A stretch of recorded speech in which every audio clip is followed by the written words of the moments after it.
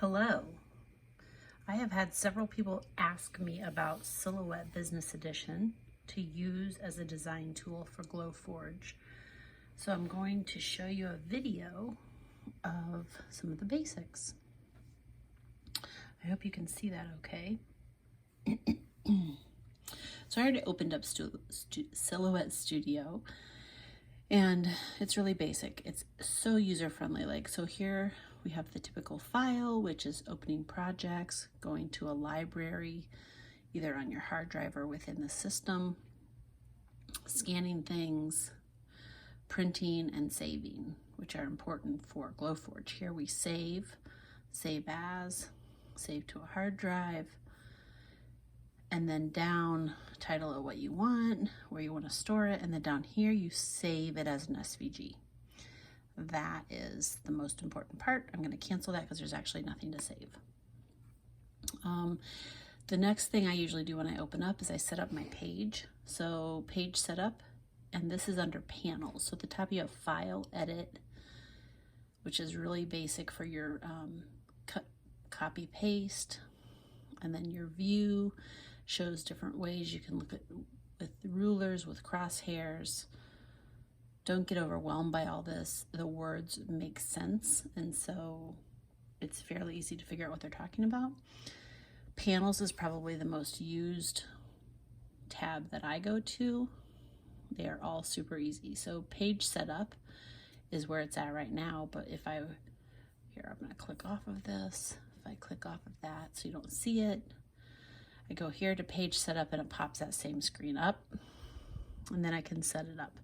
So what type of machine do I have? Well, if you're using this primarily for Glowforge, it doesn't really matter, but I just do a Cameo because that's what I have, Silhouette Cameo.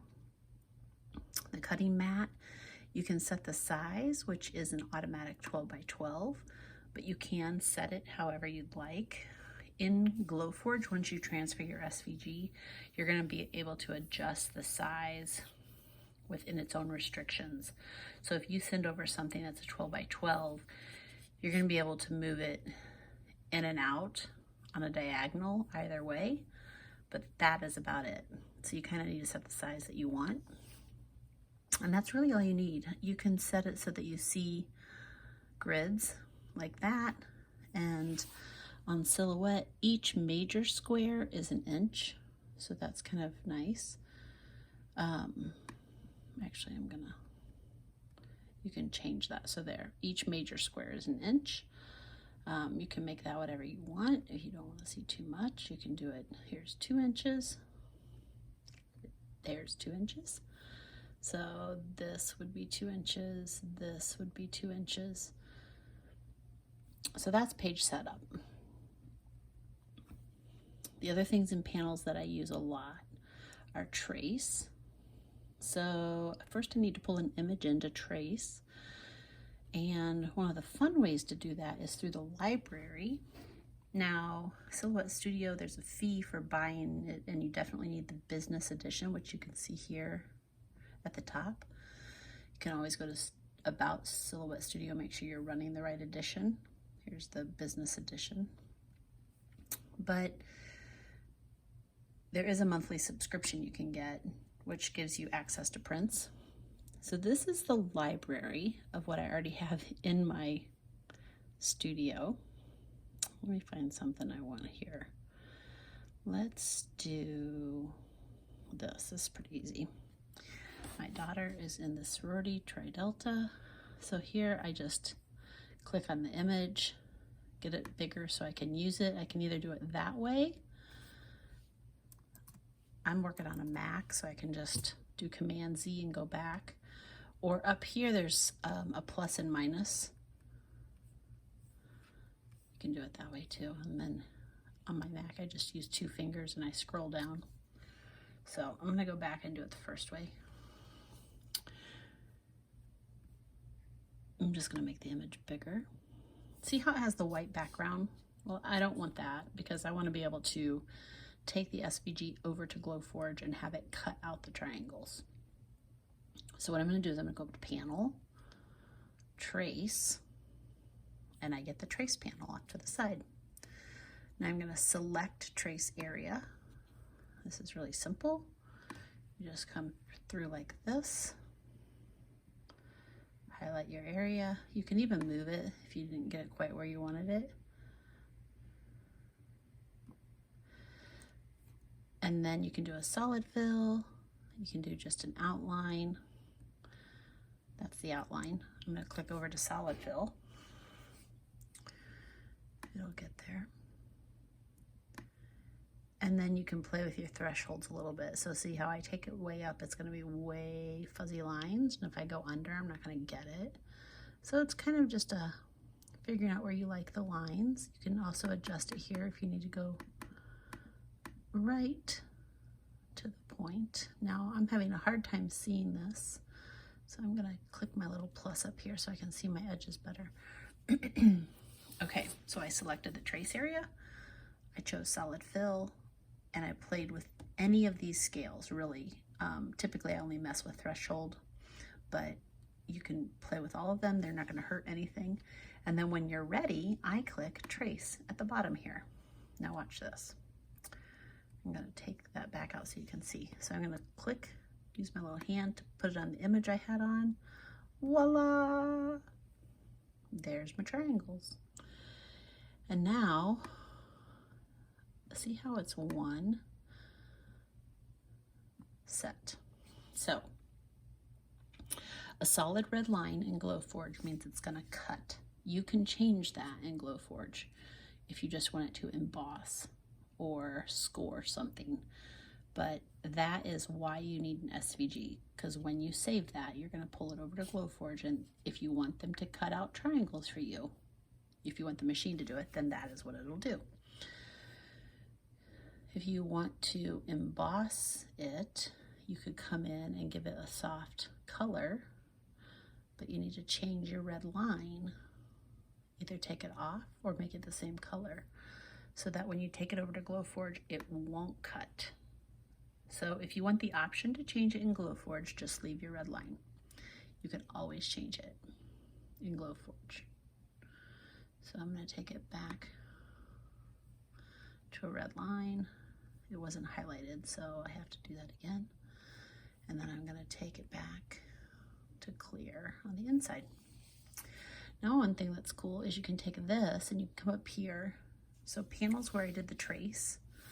I can also go over here to object with it selected. I have it highlighted. So object, you can do alignment, arrangement, bring it forward and back.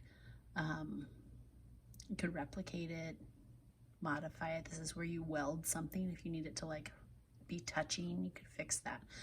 So I could do one of three things. Let's say I wanted to make this, I wanted this triangle to go up a little bit. Well, I could click on it and I could do Command C for copy, and then Command V for paste, and do it again for paste. So then I bring this down just so I can see them all separately. I come over here on the left hand side and I've got a knife to cut things off of an image. I've got an eraser, which is what I'm going for, and a few other things, like I can draw, I can do shapes, lasso things, and here's where your pointer is. So I'm going to come to my eraser. Up here you can square it or circle. You can make it a certain size, and since I know it's going to be kind of a big swipe, I'm just going to do that. So I'm going to keep the first triangle in the first row, the second in the third, and then the third or second in the second, and the third in the third. And then I'll have three separate ones. Watch. Erase. Erase. It really doesn't matter. You could keep the first triangle in each row. It's fine. Let's just do that. Then I can just erase bigger. Sometimes it needs to think after you erase big sections, which is fine. Okay, now I've got three triangles. So I'm going to come over here and use my arrow. And I'm going to pull these up. Ah, see how that separated? So I'm going to do Command Z to go back, or you can come up here and do undo edit. So edit to undo edit. Let's try it again. Undo move polygon. What I want to do is I want to click the inside, hold my shift key down, and the outside. So now I've highlighted both of them. I'm going to come up here and I'm going to group them. So I'm going to go object, group. Now we have group. Now I can move it as one unit. And I'm gonna do the same thing here. Or I could have erased this one and just copied and pasted the one I already grouped, but that's fine. So click, hold the shift key down, click, come up here to object, group, and pull it up. Now I have 3 functioning parts. There's a few ways you can get to that, but that's just kind of one of the ways I was going to show. So I'm going to, I don't know if this one's already, yeah, see how it highlights 2? So this one's not, look, I can show you. See, it's separate.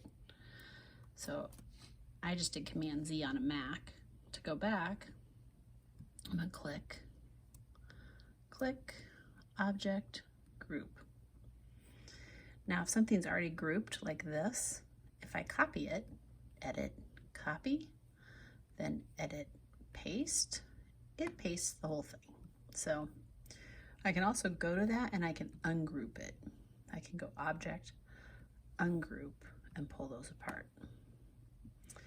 Okay, I'm just gonna delete, I'm gonna just go back to where I was because I don't need any of that. So now I've got 3 cuts, and let's say I wanted to do that. Now I can move them around a little bit. Perfect. Okay. I wouldn't really use that on anything, but that is what it is. You could also take it and you have your little tool here. You could spin it around, which totally changes the meaning. And my daughter would be like, that is not appropriate. You could pull it down and together. That would be fun. Okay, so let's say this is what we have. But let's say I'm tired of moving it piece by piece. So now I'm just gonna select all. I don't wanna click select all up here because if I still do that, it grabs this image off to the side, which technically I could probably delete now if I wanted to. So I'm gonna go back. I can just highlight it and hit delete. Now I'm done with that. And I can get the trace panel off. So I've got these 3 triangles. I'm just gonna start somewhere above them and I'm gonna go like that. I'm gonna grab all of it and then, or I can go edit, select all. Then I'm gonna come over here to object, I'm gonna group it. So now I have one thing I can move. Come on. So I'm gonna tap. It's being fussy. I think it needs a moment to think. It's looking, yeah, there we go. I want my little hand. So if that arrow, side to side arrow comes out, then I'm gonna be able to drag it this way, right? Same thing with the diagonal. And this is the only motion you're really gonna get in Glowforge is a diagonal drag. Okay, there's my hand. So now I can move it. Doesn't really matter where it's at on the bat. All right, so I'm gonna click that. I'm gonna go ahead and ungroup it for now. Let's go back up to the panels and see if there's anything else to look at. Let's find offset. Here's the offset. Actually, let's do this. I ungrouped it, so I'm gonna take this one, I'm gonna delete it. I'm gonna delete it just so I can show you offset and it's not too noisy up there. Panels, offset. So you can get an offset which goes towards the outside or an internal offset which goes towards the inside. So I'm gonna take this and I'm gonna click offset. Ta-da! See how easy that is? You can play with the distance of it. And this is fun if you're engraving and you wanna make like a whiter. So let's say we offset it that much. Okay, now I'm gonna come in. Let's see if I have to ungroup. I'm gonna ungroup that. Let's see if I got it. I clicked on the center one and then I'm gonna hold my shift key down and click on the outside one. And now I should be able to just to fill, yeah, that is not what I wanted to show you. Okay, I'm gonna go back. Let's see if I can pull this baby out for a second. Okay, so they're all offsetted. I want the outside and the next one. Nope. I probably need to do is make this one white.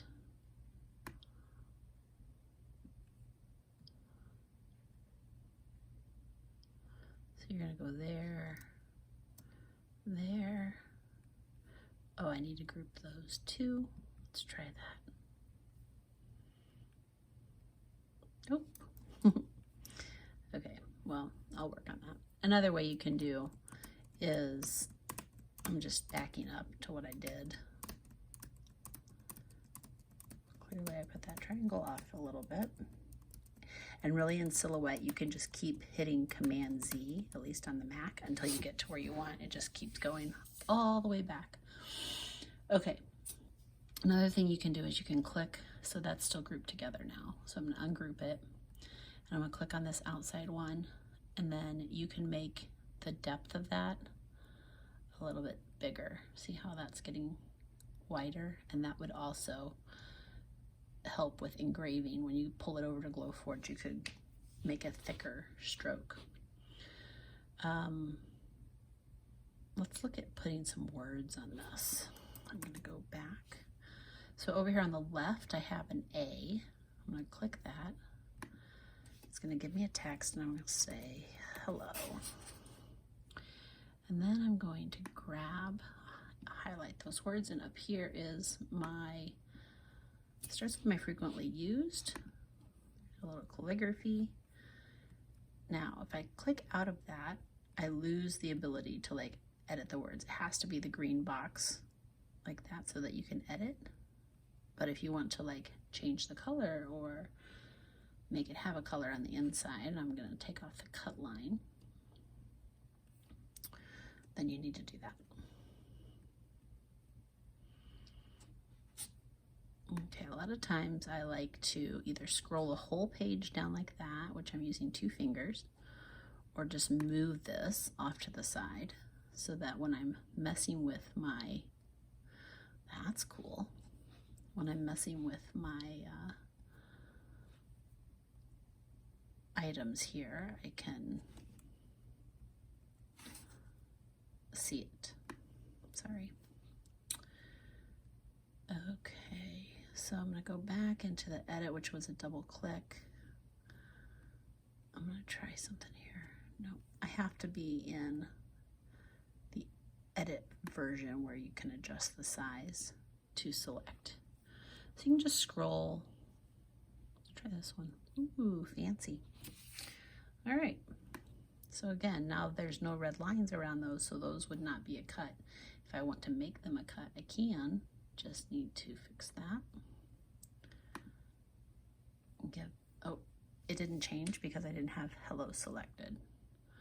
So you can see up here, I've got teal as a solid and teal as the outside line. So I'm going to change that to a red line.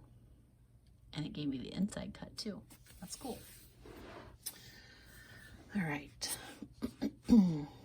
Store is fun, but store is where you need, you're either, oh, I'm not connected to the internet. Store is where you need either a subscription or you're just going to pay per item. So if I click on store, I may have to log in.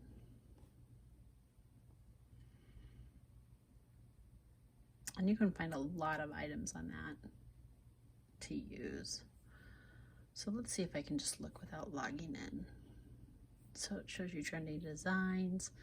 You can do, there's a free design of the week. Now some of these are meant more for Silhouette or for cutting vinyl, not necessarily for cutting on the Glowforge. Let's say we're looking for a hedgehog. That tends to be a popular item in my house.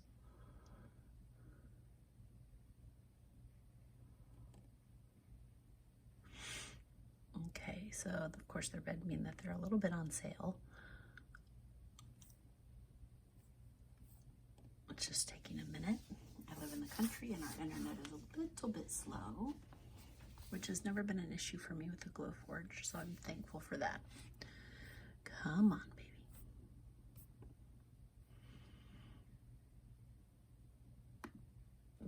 Let's narrow it down to some cuts.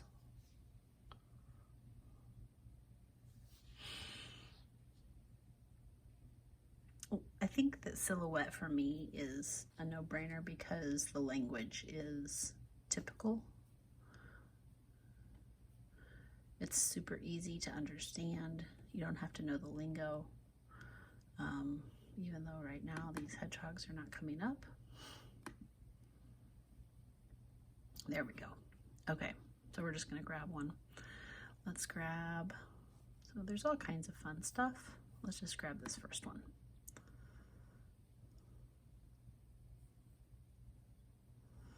It's a print and cut file, but I would want it in an SVG so that it gives me layers. And then I would add it to my cart, and it would take about 1 minute and it would show up in my library. So I'm gonna get out of this and come over here to my library. So let's say that it came over. Actually, this is one I just did on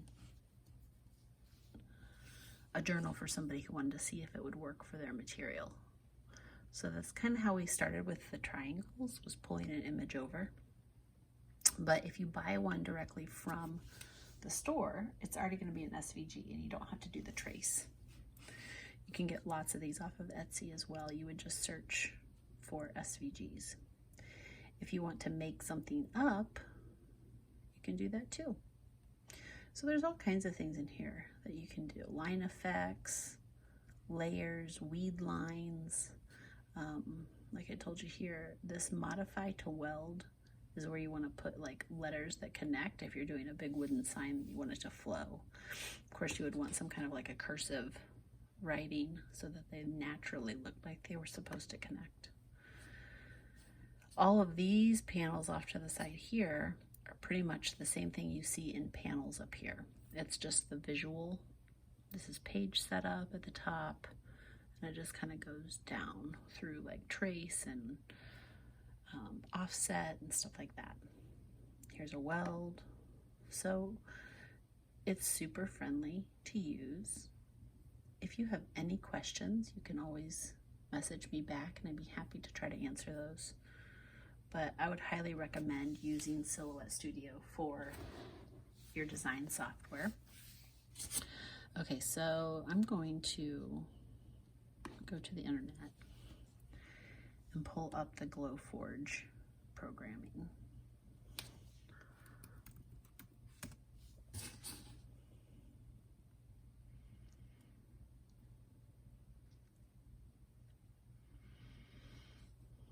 So this is like an owner's forum and a dashboard where you can get questions answered.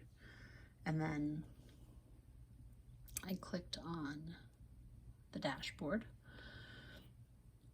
And here are some items. Like I uploaded this one, but it's super easy. You would click on upload.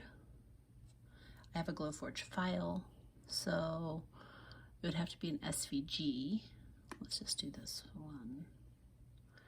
This is a little sign I was making. It says it's being uploaded. It says it's processing, which means it's like separating it out into different layers. Oh, that's the last look of my Glowforge because I took the crumb tray out. I was doing something a little bit deep, and I don't have my Glowforge turned on right now, so it's not going to be able to sync. See here it says offline. So that's an old picture, but here on the left are my panels. So I'm gonna put it here so maybe you can see it a little bit better. But I'm gonna go into this because this is the image I just brought up, and up here you have engrave. This is an option for me because I made it into an SVG. Cut, score, or ignore. Or, I'm sorry, engrave is always an option for the most part. It's cut. That's an option because it's an SVG. Score is like where it's like a cut, but not all the way through. So my Glowforge has no idea what material is in there right now. See, it says unknown up here. So I'm going to come down here to manual. Let's just pretend I have those journals in that I've done before. I'm going to go ahead and take it to full speed. I'm going to bring it up to about probably if I want a journal, probably 20 for power. Passes is fine. And because it's not on, it's not letting me adjust the height, but you would need to kind of measure your material to see how tall it is from the base of the Glowforge to the top of your item so that it knows how deep to cut. You can see here, because I have it on cut, it turned red. And so that means that those are cut lines. And this was like a keychain, so it's got the little hole here. And the reason there are 2 circles here is because those were for earrings that I was working on. Now let's say I'm like, oh, I don't want to make that. I can leave it up here and just click ignore, and it'll show me ignore. But it's still going to be my way. I can move it off to the side. See how that's separate from my earrings? So I can delete, highlight, delete. Now I just have this. So that's nice. But how I was telling you with movement, you can move it in and out. You can do it this way too, but see how it doesn't, it still changes your height. And of course you can rotate it. You would want to optimize your wood space. So if you've got a piece of wood in there, this is your image, and you would want to like not cut right in the middle of your wood, so hopefully you could save it for something else. But because I'm going to ignore that, I'm going to click on that to highlight it, and I'm going to delete it. That's how that works. And then of course you can shop here on Glowforge, and it's going to give you different types of woods.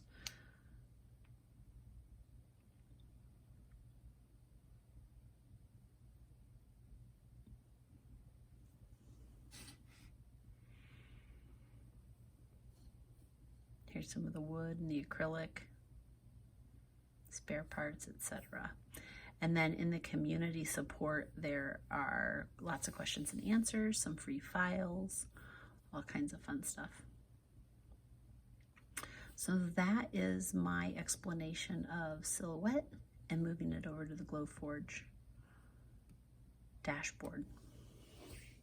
Again, if you have any questions, please don't hesitate to ask me.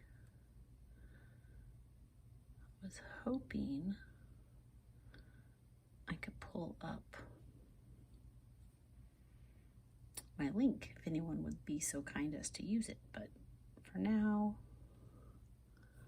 here's my link. Oh, Glowforge is offering this as a free file right now, the heart keychain link. And then if you wanted to support me, it's https://glowforge.us/FFQFCFQCHU. Reminds me of achoo. Thank you for watching if you made it this far. If you have any questions, let me know. Have a great day.